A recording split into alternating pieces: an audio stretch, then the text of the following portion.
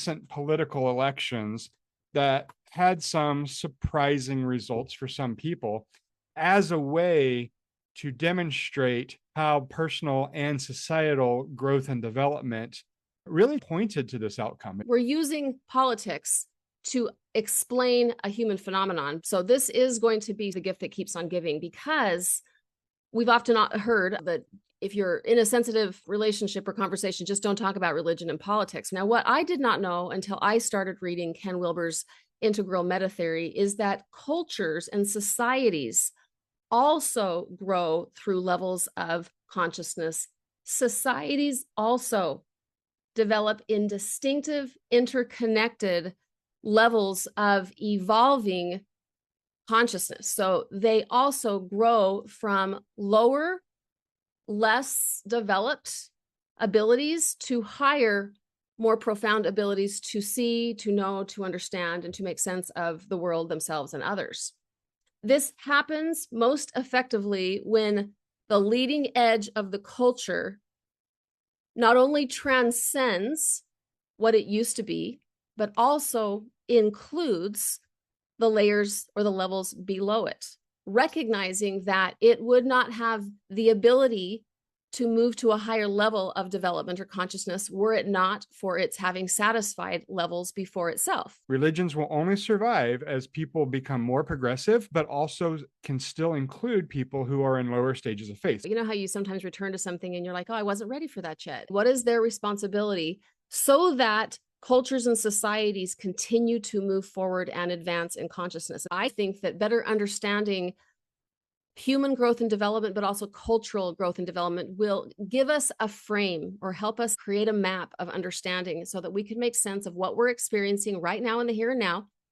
So as we talk about these, think about these terms in both the individual person, a baby being born and growing into adulthood, and then societies throughout the history of our world. A child believes that they can make dad come home early by simply willing it. And in society, these are societies that also believed in their ability to control their environment through their own actions. So these are the natives that would do rain dances. If I do a rain dance, it rains as often as it doesn't rain. Children grab onto this idea that there's a God. And not only do they grab onto the idea there's a God, but society spent a lot of time living in a mindset that this God controls everything. The best way for me to think about this is if I think of my ethnicity, this is me and my people. And it's at this point in time where, for the first time as a collective, people are recognizing that human beings have value intrinsically.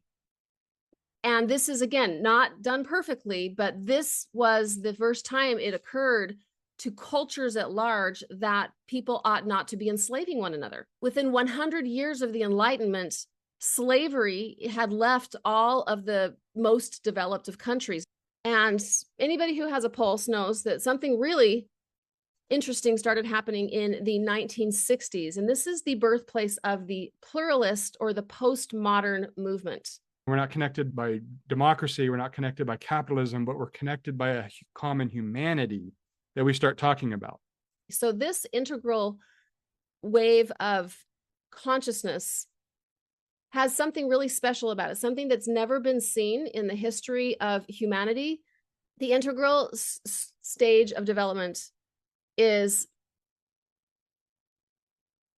a phenomenon that has never been seen before for a couple of reasons. Number one, when one reaches the integral level of development individually or as a culture, they become cosmocentric. And what that means is not only am I capable of loving all living human beings or just my own tribe or just myself, I become capable of loving all living things.